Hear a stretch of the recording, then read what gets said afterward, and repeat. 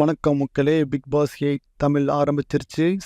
இன்னைக்கு பயங்கரமாக விஜய் சேதுபதி புது ஹோஸ்ட்டாக வந்திருக்காரு. பிக் பாஸ் ஃபேன்ஸ் எல்லாம் ரொம்ப ரொம்ப ஹாப்பி. இனிமேல் 24 ஹவர்ஸும் உட்காந்து அதை உட்காந்து பார்த்துட்டு இருக்க போகிறாங்க. ஸோ ஃபர்ஸ்ட் ஆஃப் ஆல் உங்களுக்கு தெரியும், 7 சீசனாக நம்ம கமல்ஹாசன் தான் ஹோஸ்ட் பண்ணியிருந்தார்.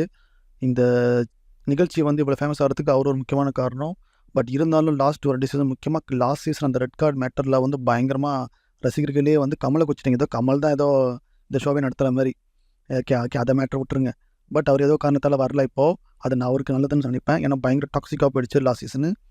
இப்போ இந்த சீசனில் பார்த்தீங்கன்னா புது ஹோஸ்ட் யாருன்னு பார்த்தீங்கன்னா விஜய் சேதுபதி வந்திருக்காரு. ஸோ இவர் எப்படி பண்ண போகிறாரு அப்படின்றது தான் எல்லாரோட கண்ணு இருந்தது. பார்த்தா மனுஷன் சொல்லவே தேவையில்லைங்க, வேறு லெவலுங்க. எல்லாருமே பிடிச்சிருக்கு. ஹாப்பி அண்ணாச்சி அப்படி சொல்லுவாங்க படத்தில், அந்த மாதிரி எல்லாருமே ஹாப்பி அண்ணாச்சி. உண்மையிலே பயங்கரமாக நடத்துகிறாரு. அவர் ஸ்டைல் அப்படி யதார்த்தமாக டப்பு டப்புன்னு பேசுவார் பார்த்தீங்கன்னா இன்டர்வியூவில், அந்த மாதிரி கட் அண்ட் ரைட்டாக பேசுகிறாரு.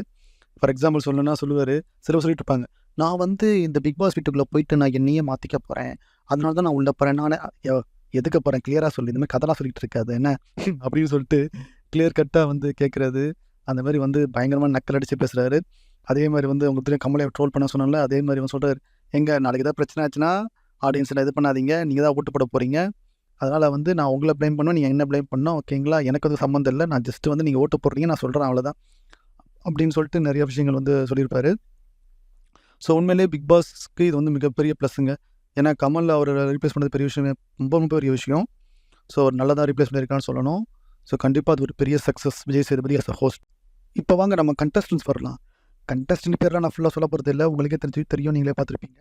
ஸோ முக்கியமான ஆள்னா இந்த ஃபேட்மேன். யோ இந்த ஆள், யோ நீயா நீ எங்கேயா உள்ள அதான் சொல்லுவாங்க படத்தில். அந்த மாதிரி வெளியே உட்காந்து இவ்வளோ சீசனாக ஃபுல்லாக ரிவ்யூ பண்ணி பிக் பாஸ் வச்சே சம்பாரிச்சு இருந்தவர் இப்போ உள்ளே போய் என்ன பண்ண போகிறான் அதை யோசித்தேன் நான். ஏன்னா இதில் விஜய் சேதுபதி கேட்பார், எங்கே வெளியே ரிவ்யூ பண்ணுறீங்க, சரியான காசு போல இருக்குது. ஆமாங்க எல்லோரும் கழி ஊற்றுவாங்க, ஆனால் சரியான காசு அப்படின்னு சொல்லுவார் பிக் பாஸ் ரிவ்யூவர். நல்ல உள்ளே போயிட்டார். இப்போ நான் ரிவ்யூ பண்ணுறேன், என்ன பாருங்க மக்களே, சரி அதை விடுங்க. ஸோ ஆனால் எனக்கு தெரிஞ்சு அந்த ஆள் சாதாரண ஆள் இல்லைங்க. அஃப்கோர்ஸ் அவர் ஃபிசிக்கல் டாக்ஸ்லாம் எப்படி பண்ணுவான்னு தெரியாது எனக்கு. பட் ஆனால் அந்த ஒரு பயங்கர சொன்ன மாதிரி ஒரு வாயை வச்சு ஒரு பயங்கரமாக பேசுவார், பயங்கர போல்டாக பேசுவார். கொஞ்சம் கண்டிப்பாக கண்டு கொடுப்பேன்னு நினைக்கிறேன். அதேமாதிரி உங்களுக்கு இவங்க தெரியுமா, தீபக்கு, அப்புறம் அந்த என்னது நிறைய அந்த குக்கு கமலி வந்த பொண்ணு எல்லாரும் வந்திருக்காங்க. அப்புறம் விஜய் ஆனந்தி, தர்ஷா குப்தா, இந்த மாதிரி நிறைய பேர் வந்திருக்காங்க. அது நீங்களே பார்த்துருப்பீங்க. அதே மாதிரி ஜெஃப்ரின்னு ஒரு பையன் வந்திருக்காங்க, ரொம்ப நல்லா பாடுறான், ரொம்ப டேலண்ட்டாக இருக்கான். அந்த மாதிரி பசங்க, ஏன்னா சும்மா அந்த விஜய் டிவி ப்ராடக்ட் அவங்கள்ட்ட வராமல் அந்த மாதிரி பசங்களையும் ஃபேமஸாக என்கரேஜ் ஆனால் இந்த ஷோ அஃப்கோர்ஸ் ஏதாவது ஒரு உருப்படியான விஷயம் பண்ணுறதுன்னா அது பண்ண தான் தெரிஞ்சுப்பேன். நல்லா பாடுறான் பையப்புள்ள, நல்ல ஒரு நடிகரோட வரலாம், யாருக்கு தெரியும். ஸோ உண்மையிலேயே அந்த மாதிரி பையனை என்கரேஜ் பண்ணுங்கள். அதே மாதிரி இன்னும் நிறைய பேர் இருக்காங்க. ஸோ அப்புறம் நம்ம இவர் இருக்கல ரஞ்சித், நம்ம இன்டர்வியூலேயே பொருளே கலப்பினார், இப்போ படம் நினச்சி. ஸோ அவர் உள்ளே வந்திருக்காரு. அவரோட அந்த மேட்ரோ சூப்பராக இருந்தது அந்த எபிசோடு. விஜய் சேதுபதி டேரக்டாக அவர்கிட்ட கலாய்க்கிற மாதிரி கேள்விப்பட்டிருப்பார். ஸோ இந்த மாதிரி நிறைய பேர் வந்தாங்க. அப்புறம் அஃப்கோர்ஸ் நிறைய அந்த புது முகங்கள்லாம் நிறையா வந்துச்சு. அப்புறம் அந்த மகாராஜா நடித்த அந்த பொண்ணு வந்துச்சு. ஸோ அந்த மாதிரி நிறைய கண்டஸ்டன் வந்திருப்பாங்க, நீங்கள் பார்த்தீங்க. ஸோ உங்களுக்கு பிடிச்ச கண்டஸ்டன்ட் யார் அப்படின்னு சொல்லுங்கள். அதே மாதிரி உள்ளே போகும்போது ஃபஸ்ட்டு பார்த்தா டோர் ஓப்பன் பண்ணல. ஃபஸ்ட்டு நம்ம ஃபேட்மேன் தான் உள்ளே போனார், டோர் ஓப்பன் பண்ணல. அப்புறம் தர்ஷா குப்தா வந்தாங்க, அப்புறம் மகாராஜா நடித்த பொண்ணு வந்தது, அப்புறம் தீபக் வந்ததுக்கப்புறம் கதை திறந்தது. உள்ளே பார்த்தா ட்விஸ்ட்டு. அது என்ன ட்விஸ்ட்டுனா, ஸோ இந்த உள்ளே போனால் பயங்கரமான ஒரு ஷாக். என்னென்னு பார்த்தா பாய்ஸ் விசஸ் கேர்ள்ஸ் அப்படின்னு அந்த மாதிரி பிடிச்சிருக்காங்க. வீட்டையே ரெண்டாக பிடிச்சிருக்காங்க. ஃபஸ்ட்டு ஒரு போன சீசனில் பார்த்தீங்கன்னா வீடு இருந்தது, சின்ன வீடு மாதிரி. ஆனால் அதில் எல்லாம் மிக்சடாக இருப்பாங்க. இதில் பார்த்தா பாய்ஸ் விசஸ் கேர்ள்ஸா அப்படின்னு ஒரு விஷயத்தை ஆரம்பித்து ஃபஸ்ட்டு ஃபேட்மேன் அவங்ககிட்ட கேட்பாங்க. சரி இந்த விஜய் ஆனந்திலாம் இருப்பாங்க, ஃபஸ்ட்டு ஒத்துக்க மாட்டாங்க. அதுக்கப்புறம் பார்த்தா அவங்களுக்கு ரெண்டு பேருமே அந்த பெட்டு தனித்தனி பெட்டு இருக்கும், கொஞ்சம் பெரிய ஸ்பேஸாக இருக்கும், அந்த சைடு தான் எனக்கு வேணும்னு சொல்லுவாங்க. இன்னொன்று சரி ஷேரிங் மாதிரி. இவங்க என்ன சொல்லுவாங்கன்னா, விஜய் என்ன சொல்லுவாங்கன்னா, நாங்களாம் பெண்கள், எங்களுக்கு நிறைய இடங்கள் வேணும், நாங்களாம் மேக்கப்லாம் போடுவோம், அதெல்லாம் நிறைய இது வேணும் எங்களுக்கு, அந்த மாதிரிலாம் சொல்லியிருப்பாங்க. கிச்சனும் பார்த்தீங்கன்னா அந்த சைடு தான் இருக்கும், அந்த பிங்க் சைடு சொல்கிறாங்க தெரியுமா, அந்த சைடில்.